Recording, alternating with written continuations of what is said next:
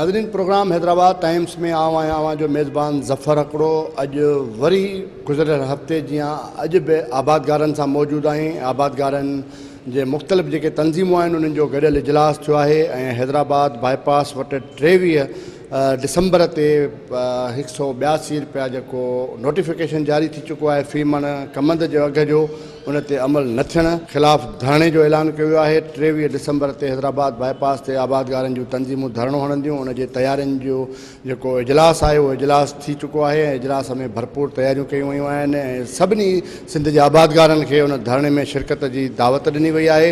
उन हवाले सां असां ऐवान ज़रायत सिंध जे जनरल सेक्रेटरी ज़ाहिद भुरगड़ी साहब सां गॾु आहियूं। उन सां ॻाल्हि ॿोल कयूं था त छा तयारियूं आहिनि ऐं हुकूमत हिन वक़्त ताईं तव्हांजा के मुतालबा मञिया आहिनि, तव्हां असांखे ॻाल्हियूं कयूं आहिनि या न कयूं आहिनि। हीउ जेको आबादगारनि जो इशू आहे अञा ताईं हल थी न सघियो आहे। गुज़िरियल हफ़्ते बि असां इन ई हवाले सां प्रोग्राम कयोसीं। वरी अॼु तव्हांजी मीटिंग आहे जेको 23 दिसंबर ते धरणे जो तव्हां तयारियूं पिया कयो। कीअं धरणे जूं तयारियूं आहिनि ऐं केतिरो तवक़ो आहे त माण्हू ईंदा सिंध मां? ॻाल्हि इहा आहे जो असां अॼु जेका मीटिंग हले पई आहे सिंध ग्रोवर शुगर केन ग्रोवर जी जॉइंट एक्शन कमेटी मीटिंग हले पई, जंहिंमें आबादगार तंज़ीमूं सभु उन्हनि जा सरबराह वेठा आहिनि ऐं उन्हनि जा माण्हू नुमाइंदा वेठा आहिनि। हाणे 23 तारीख़ जी जेका आहे सा उहा फ़ैसिलो थी चुको आहे। इनशाला इहो तमामु वॾो धरनो हूंदो तारीख़ी ऐं इहो उन वक़्त ताईं धरनो जारी रहंदो जेसिताईं 182 रुपए जो रेट नथो मिले। ऐं अॼु तव्हां ॿुधो हूंदो जेको फ़ैसिलो थियो आहे त हाणे गवर्नमेंट सां को बि ॻाल्हियूं कोन थींदियूं।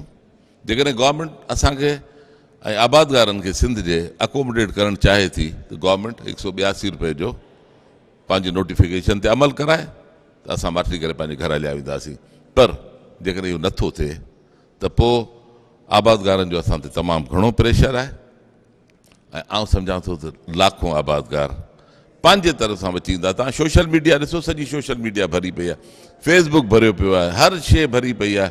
आबादगारनि जा चइनी पासनि खां बयान पिया अचनि। अॼु 130 रुपया रेट पियो मिले, उन में 30 रुपया त कटाई जा विया हलिया, 30 रुपया भाड़े जा विया हलिया, 60 रुपया विया हलिया, बाक़ी बचा घणा 60 विया हलिया, बाक़ी 70-80 रुपया बचा। 35 रुपया हारी खे, 35 रुपया ज़मींदार खे कमनि जो रेट। इहो त वॾो ज़ुल्म आहे, तमामु घणी ज़्यादती आहे। हीअ त माना असांजो माशी क़तल आहे आबादगारनि जो ऐं हीअ सिंधी माण्हुनि जो माशी क़तल आहे। हीअ ज़ुल्म जी इंतिहा आहे। हीअ उहो रेट आहे, हीअ 10 साल पुराणे रेट जूं ॻाल्हियूं पिया कनि। अॼु असां 2017 में हीअ 2007 जूं ऐं 2006 जूं ॻाल्हियूं पिया कनि। अहिड़ो ज़ुल्म असां न ॾिठो न कॾहिं ॿुधोसीं। शुगर मिलनि जी छा पोज़ीशन आहे? शुरू थियूं आहिनि, कमंद जी पीढ़ाई शुरू थी आहे, उन कमंद ख़रीद करणु शुरू कयो आहे या अञा बि उहे वेट करे रहिया आहिनि? जे हलनि थियूं त केतिरियूं हलनि थियूं? साईं, मिलूं जेके आहिनि से चोटी शुगर मिलुनि मां 4 या 5 जेके आहिनि से उहे कोन हलियूं आहिनि, बाक़ी शुगर मिलूं सभु हलनि पियूं पर रेट कोन थियूं आहिनि। हाणे हींअर तव्हां ख़बर आहे सिंध में पाणी कोन्हे। सखर अॼु 21,000-20,000 क्यूसिक पाणी आहे सखर, उन में कोठड़ी खे पाणी ॾिनो आहे। सिंध में कणकुनि लाइ पाणी कोन्हे त असां कमंद खे किथां पाणी ॾींदासीं? असां वटि त पाणी आहे कोन। कमंद माण्हुनि जो सुके पियो, कमंद जो तमामु घणो नुक़सानु थिए पियो। माण्हू मजबूरी अंडर प्रोटेस्ट ॾियनि पिया इन उमेद ते त गवर्नमेंट अॻियां हली जॾहिं रेट कंदी त पोइ असांखे इहे असांजा ड्यूज़ मिलंदा। इन करे आबादगार कमंद ॾियनि पिया पर अंडर प्रोटेस्ट। उन कंडीशन ते जॾहिं रेट वधंदो गवर्नमेंट पंहिंजे नोटिफिकेशन ते अमल कराईंदी त असांखे असांजी बकाया मिलंदी। बाक़ी जेको आहे सो हीउ धरनो जेको आहे सो हाणे तमामु वॾो धरनो थी वेंदो हलियो ऐं हीअ असांजी रोज़ी रोटी जो सुवालु आहे, हीअ आबादगारनि जी रोज़ी रोटी जो सुवालु आहे। ऐं तव्हां मूंखे ॻाल्हि ॿुधायो त हिकिड़ो वीचारो ग़रीब हिन सियारे में राति जो असां पाणी वारियूं था, थधे पाणी में असां पेर विझूं था, नांग बलाऊं लताड़ियूं था, पोइ इहो फ़सुलु 1.5 साल खां पोइ जॾहिं फ़सुलु थिए थो उन खां पोइ जेकॾहिं असां इन में उजूरो ई न मिले, असांखे असांजी मज़दूरी न मिले, 130 रुपए में मां चवां थो को बि तव्हां वठी अचो, दुनिया जे वॾे में वॾो इकोनॉमिस्ट वठी अचो जेको असांखे इहो कैलकुलेशन करे ॾिए त हिन में को आबादगार कुझु बचंदो।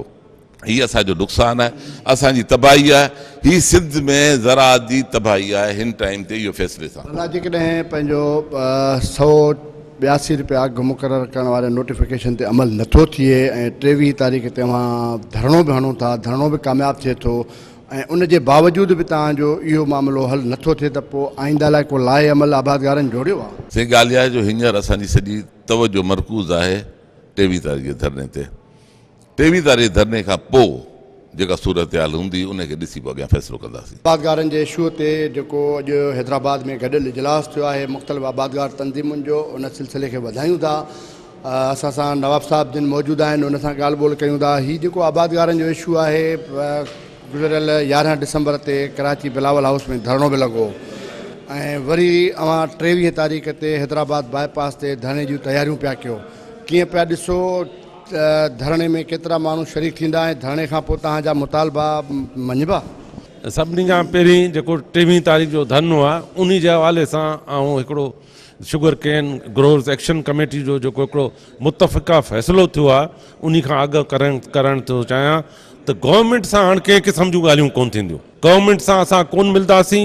गवर्नमेंट खे अनाउंस करिणो आहे 182 अनाउंस करे ऐं धरनो असां तॾहिं कॉल ऑफ कंदासीं जॾहिं असांजे ग्रोवर्स जो जेको कमांद मिल ते वियो आहे असांखे 182 जी पर्ची मिलंदी, उन ग्रोवर खे जेका ज़्यादती थी आहे उहा ख़तमु थींदी।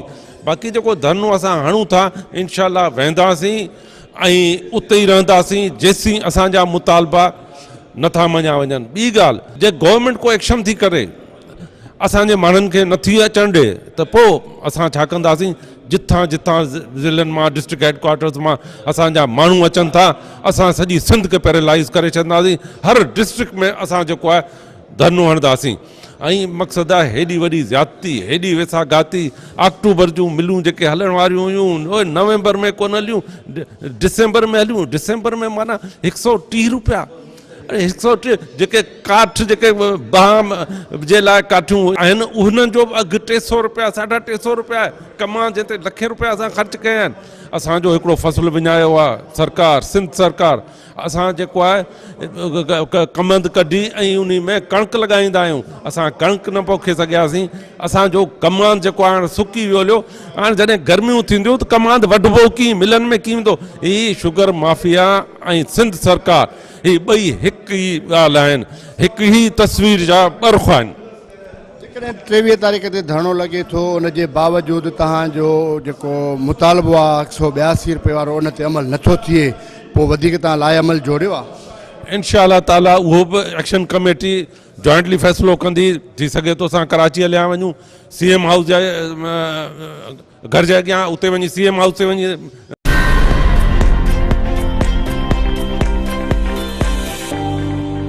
आबादगारनि जो गॾियल इजलास हैदराबाद में थियो आहे ऐं 23 डिसंबर ते भरपूर नमूने सां हैदराबाद बाईपास ते धरणे जूं तयारियूं मुकमल कयूं वयूं आहिनि। ऐवान ज़रायत सिंध जो सदर असां सां मौजूदु आहे, उन सां तव्हांजी ॻाल्हि ॿोल करायूं था त हिन वक़्तु जेको आबादगारनि जो इशू आहे तमामु वधी वियो आहे। एतिरे क़दुरु जो रोडनि ते मुज़ाहिमत जे लाइ तव्हां तयारु थी विया आहियो। हैदराबाद बाईपास ते धरणे जूं तयारियूं कयूं आहिनि। कीअं पिया ॾिसो हिन धरणे खे ऐं धरणे जूं कहिड़ियूं तयारियूं कयूं वयूं आहिनि?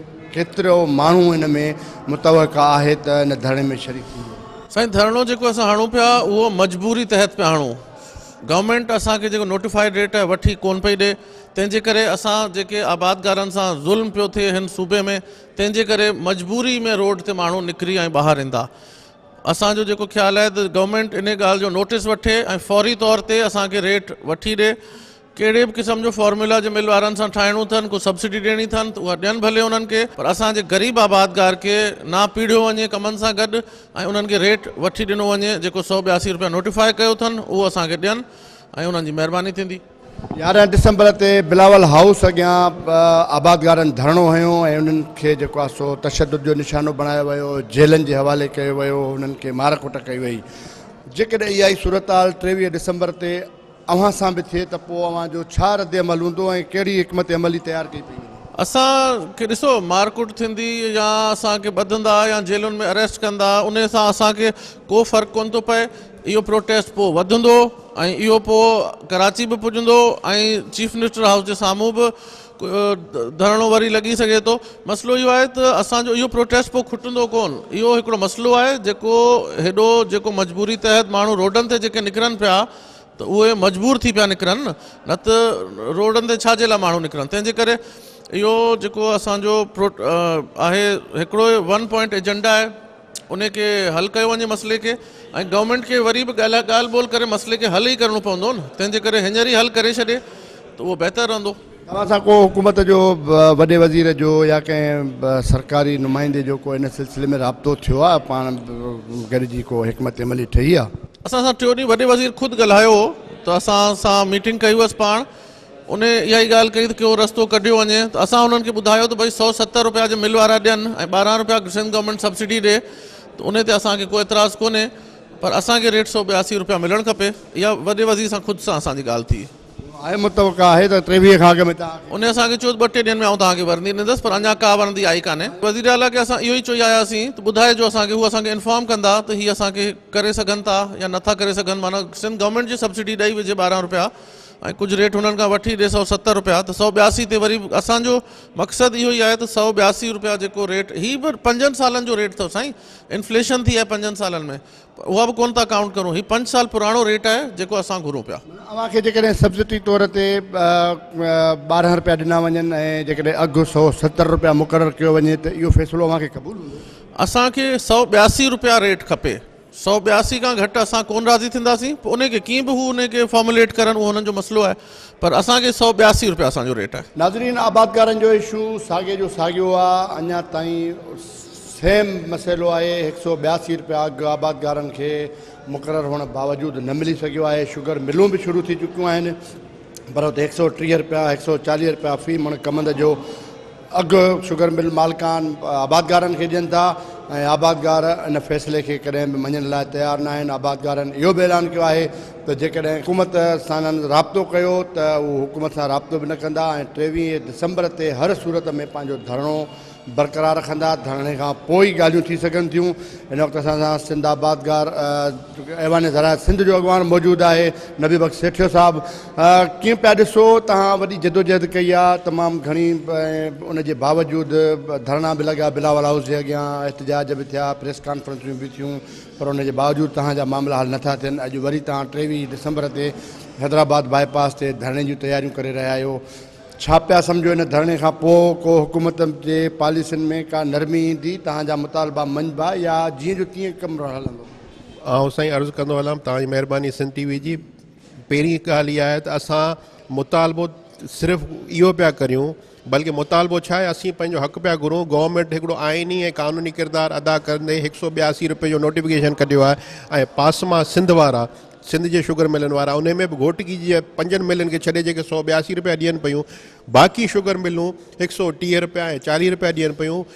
असां सिंध चीफ मिनिस्टर सिंध साहिबु जुमे जे ॾींहुं 15 तारीख़ ते मीटिंग घुराई CM हाउस में 3 बजे जिते 2 कलाक वेठा हुआसीं। मिनिस्टर एग्रीकल्चर पोइ चीफ सेक्रेटरी पोइ असांजो आबादगार तंज़ीमूं पोइ आउं पाण बि उन में मौजूदु हुउसि। उन में 2 कलाकनि में इहे CM साहिबु चयो त सजेशन असांखे ॾियो। असां सजेशन उनखे CM साहिब खे इहा ॾिनी साईं ॻाल्हि इहा आहे त पहिरीं ॻाल्हि त तव्हां पासमा वारनि जी मनमानी जेके हुननि ॻाल्हियूं कयूं उन्हनि ते हुननि अमल करे ॾेखारियो आहे। पासमा वारा अॼु खां 3 महीना पहिरीं चवनि पिया त असीं मिलूं 15 दिसंबर खां पहिरीं कोन हलाईंदासीं, उन ते हुननि अमल करे ॾेखारियो। 15 दिसंबर ताईं अञा अधु मिलूं सिंध जूं हलियूं आहिनि। हुननि इहो ऐलान कयो त असीं 130 रुपया कम जो रेट ॾींदासीं, उन ते हू अमल करे ॾेखारनि पिया 130 रुपया हू कम जो रेट ॾियनि पिया। हुननि मुतालबो वफ़ा खां सूबे खां कयो त असांखे फ़ी किलो ते खंड जे 20 रुपया सब्सिडी मिले। उहा 20 रुपया किलो सब्सिडी हुनखे मिले पई। 10 रुपया 70 पैसा वफ़ाक़ जा, 9 रुपया 30 पैसा सिंध जा, यानी 10 रुपया फ़ी किलो ते सब्सिडी। कम जे फ़ी मण मां 4 किलो ठहे थी, कम जे फ़ी मण ते 80 रुपया सब्सिडी मिले पई। 80 रुपया सब्सिडी मिले पई, 130 रुपया पोइ रेट उनजे बावजूदि ॾियनि पिया। मिलूं 15 दिसंबर ताईं सिंध जे 8 मां सिर्फ़ु हींअर 12-13 हलियूं आहिनि। अञा ताईं मिलूं को शुगर मिलूं कंप्लीट हली कोन सघियूं आहिनि। जेका ॻाल्हि हू चाहिनि पिया उन ते अमल कनि पिया। ऐं गवर्नमेंट जेका आइनी अवामी जमहूरी हुकूमत आहे जंहिं पंहिंजो आइनी क़ानूनी किरदारु अदा कंदे 182 जो नोटिफिकेशन कढियो आहे ऐं उनखे हू पासमा जा 15-16 मिल मालिक सिंध जा उहे चैलेंज पिया कनि त असीं इनखे कोन था मञूं। इन खां कानून जी खे चैलेंज करण जो ॿियो कहिड़ो सबूत मिलंदो? असां CM साहिब खे चयोसीं जेकॾहिं तव्हां पंहिंजे ई कानून ते पंहिंजे ई ऐलानियल फ़ैसिलनि ते अमल कोन था कराए सघो त पोइ तव्हां पंहिंजो पाण खे अवामी नुमाइंदा हुकूमत कीअं था चई सघो?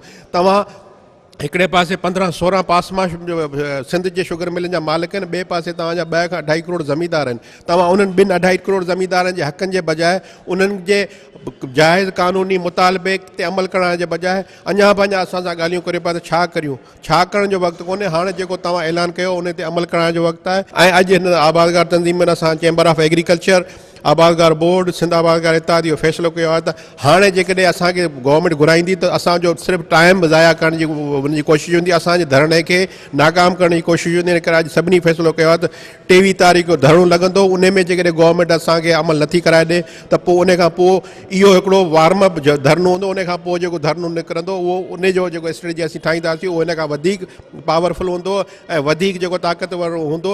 पर हिन में बि असीं इनशाला कोशिशि करियूं था त हज़ारनि जी तादाद में ज़मींदार फ़ोनूं करे असांखे चवनि पिया, वॉलंटियर तौर ते अचनि पिया त हुननि जो क़ानूनी जाइज़ जेको हक़ आहे उहो मारियो पियो वञे। 15-16 शुगर मिलनि जा मालिक उन्हनि जो इस्तेसाल कनि पिया। सिंध गवर्नमेंट सिर्फ़ु तमाशाई थियो वेठी आहे, सिर्फ़ु जेको आहे सो ॾिसे पई त सिंध जे ज़मींदार सां सिंध जे हारी सां कहिड़ो वेदन पियो थिए, उन ते हू माठका वेठा आहिनि। इन जी असीं मज़म्मत करियूं था, इन खे असीं बदिलाईंदासीं, सिंध गवर्नमेंट खे जाॻाईंदासीं पंहिंजे क़ानूनी ऐं आइनी किरदार ते अमल करण जे लाइ। पंजाब में हिन वक़्तु छा सूरत हाल आहे? पंजाब जे आबादगारनि खे अघु छा पियो मिले? पंजाब जूं जेके मिलूं आहिनि उहे हिन वक़्तु केतिरियूं हलनि पियूं, इहो अंदाज़ो आहे तव्हां? साईं पंजाब में जेको आहे सो 46 शुगर मिलूं, उन 46 मां तक़रीबन जेको आहे 37-38 शुगर मिलूं हलनि पियूं। पंजाब में बि शायदि कुझु इलाइक़नि में कोई मसइलो हले पियो, पर रहीम यार ख़ान में असां वटि पर्चियूं पियूं आहिनि, उन जा सबूत पिया। रहीम यार ख़ान जूं शुगर मिलूं जेके आहिनि उहे 180 रुपया जेको सरकारी अघु आहे उहो ॾियनि पियूं। CM साहिब खे असां इहो बि चयो, और जॾहिं हुन केन कमिश्नर सिंध चयोसीं पंजाब में बि रेट जो मसइलो हले पियो, उते बि 130-40 रुपया हले पियो, त असां मूं चीफ मिनिस्टर साहिब खे चयो साईं पंजाब जी हुकूमत जेको पंजाब जे आबादगारनि खे सहूलियतूं ॾिनियूं आहिनि, 2 साल पहिरीं उन्हनि खे फुटनि जे फ़ी एकड़ ते 50,000 रुपया कैश सब्सिडी मिली। पंजाब जे ज़मींदारनि खे 70 अरब रुपया हिन बजट में 2017 ऐं 18 जी बजट में 70 अरब रुपया पंजाब जी हुकूमत जेको आहे लोन ॾिए पई, उन 70 अरब रुपयो जेको व्याज थींदो 5 सालनि जे लाइ उहा पंजाब जी गवर्नमेंट भरींदी। हिते सूरत हाल इहा आहे त असां वटि सिंध में जेको आहे सो जेको माण्हू पाण कर्ज़ु खणी वञे थो, बैंक में अप्लाई करे थो, बैंक उनखे नोटिस लेटर ठाहे थी ॾिए, उते मुख़्तियाकार ऐं तपेदार जेके हिते नुमाइंदनि जी कमदारी कनि था उहे उनखे पंहिंजे कर्ज़ु वठण जे लाइ बि हुनखे 3 महीना रुलाइनि था, 6 महीना रुलाइनि था।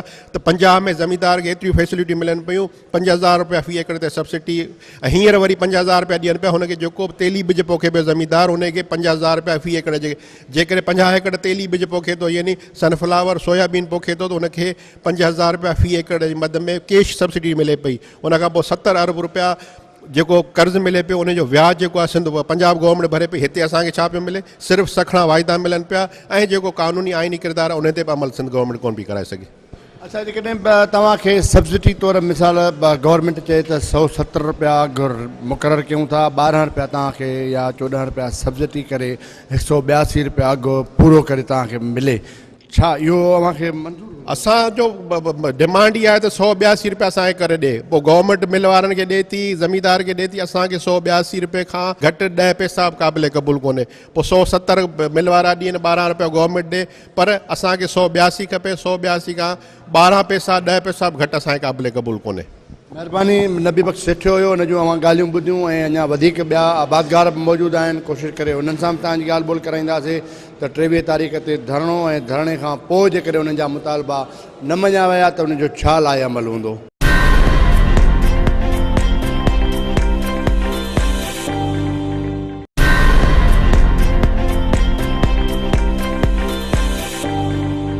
हैदराबाद टाइम्स प्रोग्राम में आबादगारनि जे इशू ते आबादगारनि सां ॻाल्हि ॿोल जो सिलसिलो जारी आहे। असां सां मौजूदु आहिनि आबादगार ख़ालिद साहब असां सां मौजूदु आहे ऐं हुन सां ॻाल्हि ॿोल कयूं था त हिन वक़्तु आबादगारनि जो इशू तमामु घणो वधी वियो आहे। एतिरे क़दुरु जो आबादगार रोडनि ते निकिरी आया आहिनि, धरणा ऐं मुज़ाहमत जे लाइ तयारु थी विया आहिनि। 23 डिसंबर ते हैदराबाद बाईपास में हिते धरणे जूं तयारियूं बि मुकमल कयूं आहिनि। इन सॼे मरहले खे कीअं था ॾिसो ऐं सम्झो था त 23 डिसंबर ते तव्हांजे धरणे खां पोइ बि हुकूमत जेकॾहिं बज़िद रही ऐं तव्हांखे 182 रुपया अघु न ॾिनो वियो त छा लाइ अमल हूंदो ऐं धरणे जूं इन तयारियूं कीअं आहिनि तव्हांजूं? बिस्मिल्लाह रहमान रहीम। ॻाल्हि तमामु सवली आहे त मस को हुकूमत नोटिफिकेशन कढियो आहे 182 जो, असांजी डिमांड हुई 200, पोइ बि 200 असां 182 मजबूरी मां क़बूल कयो, चलो गवर्नमेंट जी मजबूरी आहे, मिलनि जी मजबूरी आहे। हाणे इहो आहे त असां मजबूरी में जेको आहे चीफ मिनिस्टर खां मीटिंग कई ऐं हुन में को नतीजो कोन निकितो। वरी बि जेको आहे उन्हनि खे टाइम ॾिनो असां 23 तारीख़ ताईं।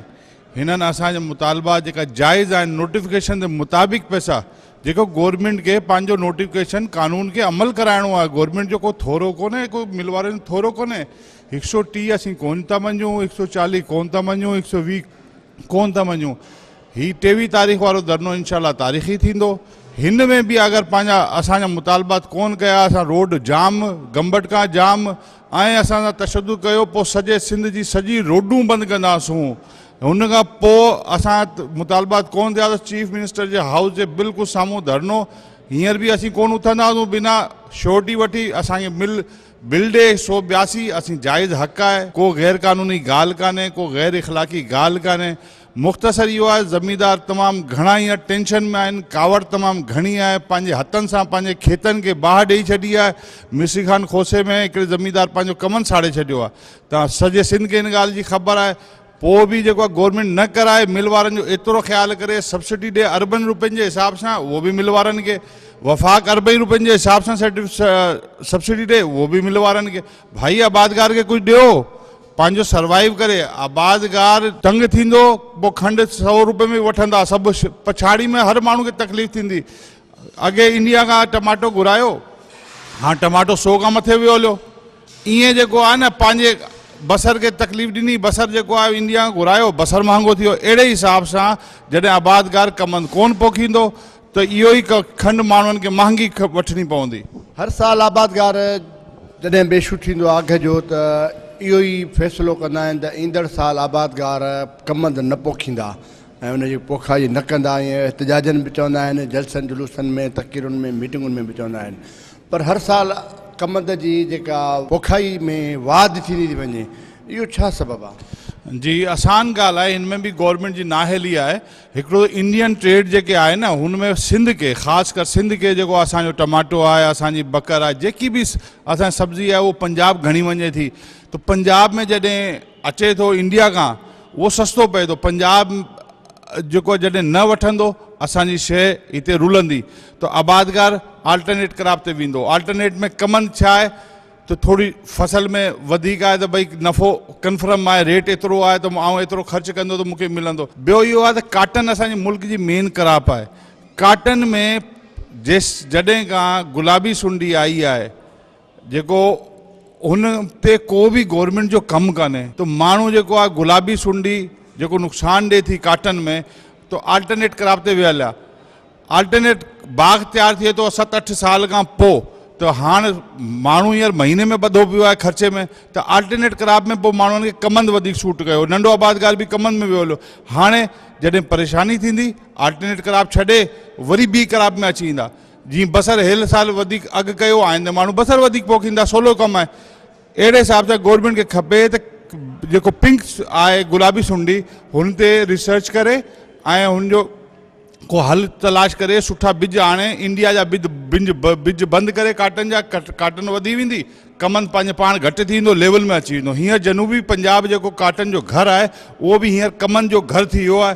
ऐं जेको जनूबी पंजाब जी 3 मिलूं गैर कानून हुई, सुप्रीम कोर्ट उनखे बंदि कयो, उहो बि कमंद हाणे हिते सिंध में अचे पियो।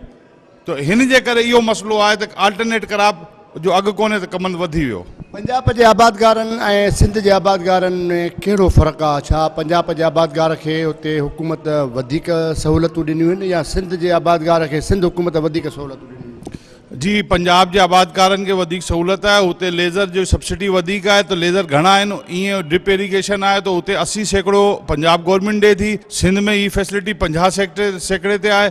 ईअं ट्रैक्टर जी स्कीमूं हुते वधीक ईंदियूं आहिनि ऐं ट्रांसपेरेंट हूंदियूं आहिनि, त हुनजे करे ट्रैक्टर वधीक आहे। ऐं हुते एग्रीकल्चर जेको ट्यूबवेल ते सब्सिडी वधीक आहे, त 5 रुपया 65 पैसा आबादगार भरे थो। बाक़ी हुते सूबाई हुकूमत उन्हनि खे सब्सिडी ॾिए थी, उहो सब्सिडी असांखे कान्हे। ट्रैक्टर अचे थो, सुबुह 9 बजे बैंक खुले थी, 9:15 बजे ख़बर आहे त भई ट्रैक्टर जा टोटल बुक थी विया आहिनि। त ईअं हिते ट्रांसपेरेंट मामिलो कोन्हे। ऐं असांखे सिंध गवर्नमेंट जी तरफ़ां एतिरो घणी फैसिलिटी कान्हे जेको असीं पंजाब जे आबादगार सां पंहिंजे पाण खे कंपेयर करियूं। ऐं हुते आबादगार वधीक सुजाॻ आहे। हुते गवर्नमेंट खे वधीक फ़िक्र आहे त मुंहिंजो आबादगार ऐं मुंहिंजो वोट ई ख़राबु न थिए हिते थोरो फ़िकर घटि आहे। महिरबानी अवां जी नाज़रीन, हैदराबाद टाइम्स प्रोग्राम में आबादगारनि सां ॻाल्हियुनि जो सिलसिलो जारी आहे। कमंद जे अघ जो मामिलो हुजे या ॿिया जेके मुख़्तलिफ़ मसइला हुजनि उन्हनि ते आबादगारनि सां ॻाल्हियुनि जो सिलसिलो जारी आहे। ऐं 23 डिसंबर ते हैदराबाद बाईपास ते जेके धरणे जूं तयारियूं कयूं पियूं वञनि उन सिलसिले में बि आबादगारनि सां ॻाल्हियूं कंदासीं त उन्हनि छा हिकमत अमली जोड़ी आहे। जेकॾहिं 23 डिसंबर ताईं हिननि जे धरणे खां पोइ बि सिंध हुकूमत हिननि जो जेको मुतालबो आहे 182 रुपया फ़ी मण अघु मुक़ररु करण वारे ते अमल दरामद कराइण वारो, उन ते जेकॾहिं नथी करे ऐं उन ते अमल दरामद नथो थिए त उनजो वधीक छा लाइ अमल हूंदो। इन समूरनि हाल अहवालनि ते असांजो डिस्कस जारी आहे। कुझु ॿियनि आबादगारनि सां मां जी ॻाल्हि ॿोल करायूं था त उन्हनि जो छा इन मामले ते डिस्कस कनि था, छा उन्हनि जो चवणु आहे। आबादगारनि जो इशू हले पियो अघनि जो मामिलो। 23 डिसंबर ते हैदराबाद बाईपास ते धरणे जूं तयारियूं कयूं वयूं आहिनि। छा तयारियूं कयूं वयूं आहिनि, कीअं पिया ॾिसो इन अमल खे? अलहमदिल्ला ज़मीदार सभु सरापा एहतजाज अॼु तव्हांजे साम्हूं सभिनी तव्हांखे इंटरव्यूज़ ॾिना आहिनि, सभिनी तव्हां मीटिंग बि उन्हनि जी ॾिठी आहे। सभिनी आबादगारनि जी इहा ई स्ट्रेटजी आहे त असां हाईवे ब्लॉक करे ऐं पंहिंजो जाइज़ जेको अघु आहे कमंद जो 182 रुपया उहो असां गवर्नमेंट खां वठूं। ऐं असीं न रुगो सिंध गवर्नमेंट पर वफ़ाक़ सां बि इहे ई इल्तिजा कयूं था त ख़ुदारा ही जेको सियासत जेका आहे सा कमंद सां न कई वञे। ऐं जे अगरि के इशू आहिनि वफ़ाक़ जा त उहे पंहिंजा वेही हल कनि ऐं ज़मीदारनि खे तकलीफ़ ॾेई उन्हनि खे छा मिलंदो ऐं ज़मीदारनि सां इंसाफ़ कयो वञे। ज़मीदारनि खे 182 रुपया जेको उन्हनि जो अघु आहे, छो जो उन्हनि जो पोरियो आहे, रुगो ज़मीदार जो कोन्हे, हारीअ जो आहे, मज़दूर जो आहे, सभिनी जो गुज़र आहे। त ख़ुदारा उन्हनि सां सियासत बंदि कई वञे ऐं उन्हनि खे पंहिंजा अघु मिलनि जीअं हुननि जे बचनि जो गुज़र थी सघे। जी नाज़रीन, हैदराबाद में आबादगारनि जी गॾियल तंज़ीमुनि जो इजलास थियो आहे। गॾियल इजलास में 23 डिसंबर ते धरणे जूं तयारियूं मुकमल कयूं वयूं आहिनि।